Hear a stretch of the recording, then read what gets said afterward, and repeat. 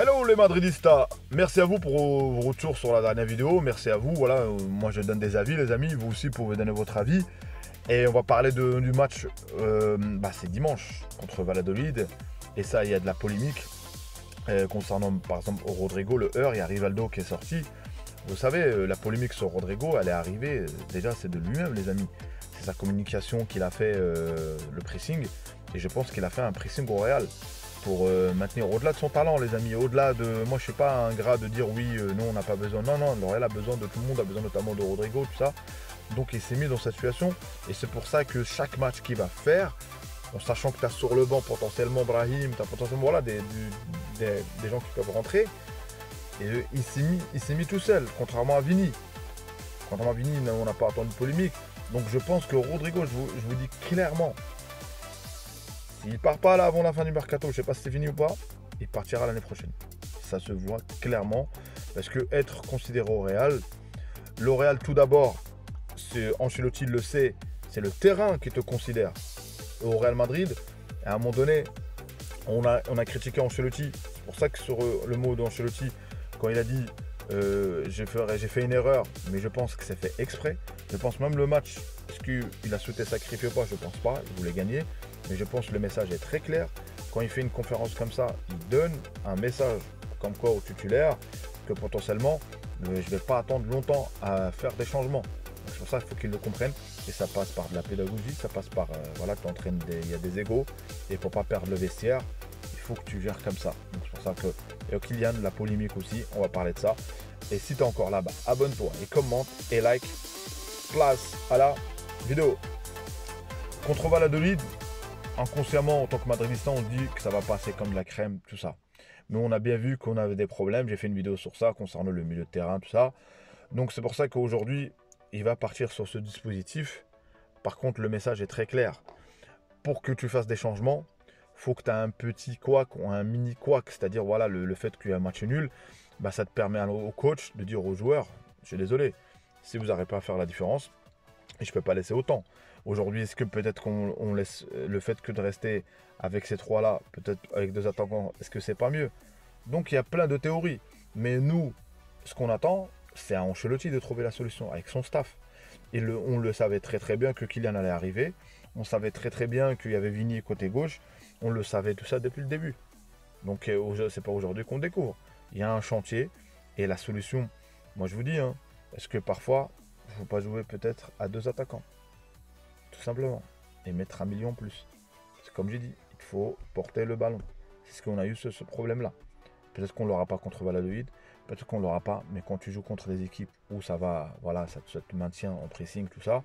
Et l'aspect, on a bien vu que même l'aspect défensif, on n'a pas été, c'est-à-dire sur le bloc équipe, on n'a pas été trop là. Donc c'est pour ça que moi je pense que Rodrigo, il faut qu'il performe. J'espère, parce que s'il performe, ça ne fera que, voilà, il fera taire les gens ou les critiques, parce que là, il est visé. Il a mis son but contre Mallorca, ça n'a pas suffi. Là, aujourd'hui, contre Valladolid, il doit absolument performer.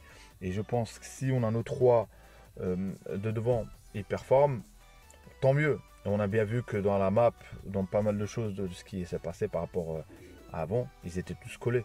Ils étaient tous sur un côté. Donc la profondeur, il n'y avait pas.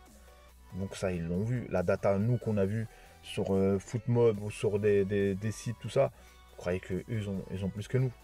Ils ont l'analyse, la vidéo, tout ça. Ils ont tous les détails. Ils ont tous les détails, donc en détail.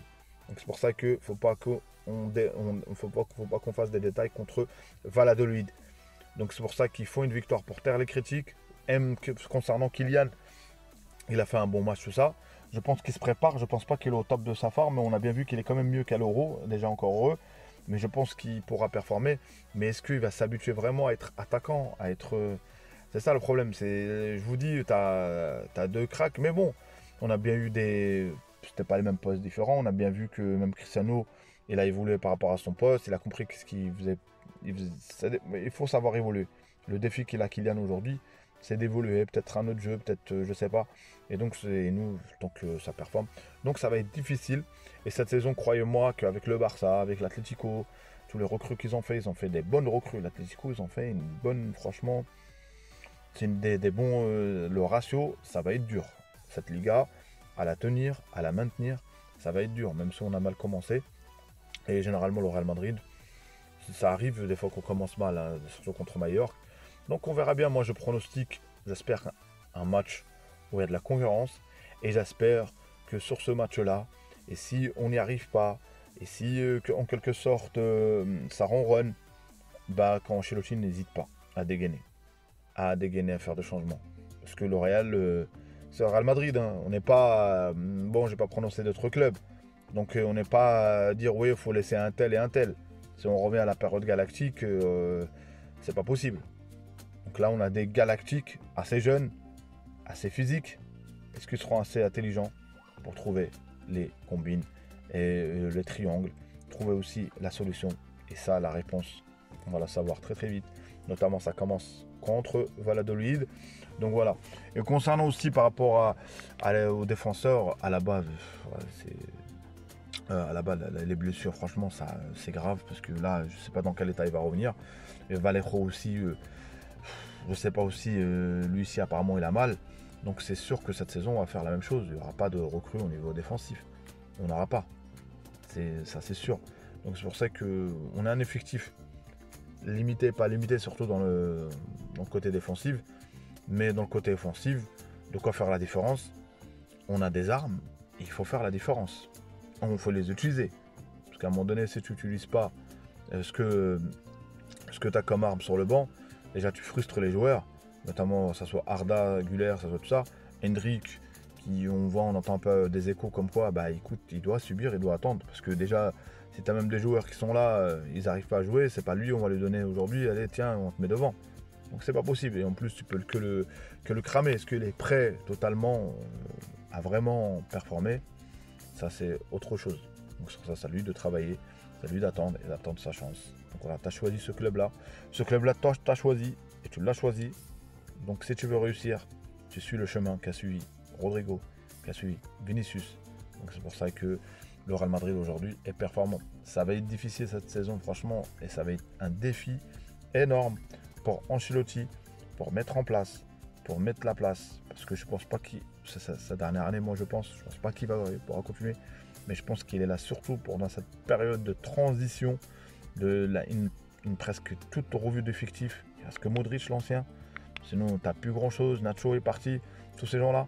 Donc c'est pour ça que c'est normal que les matchs nuls, c'est les prémices que ça va pas être... et même pour les autres, hein, les autres clubs, que ce soit le Barça, tout ça, ça va pas être facile. Hein.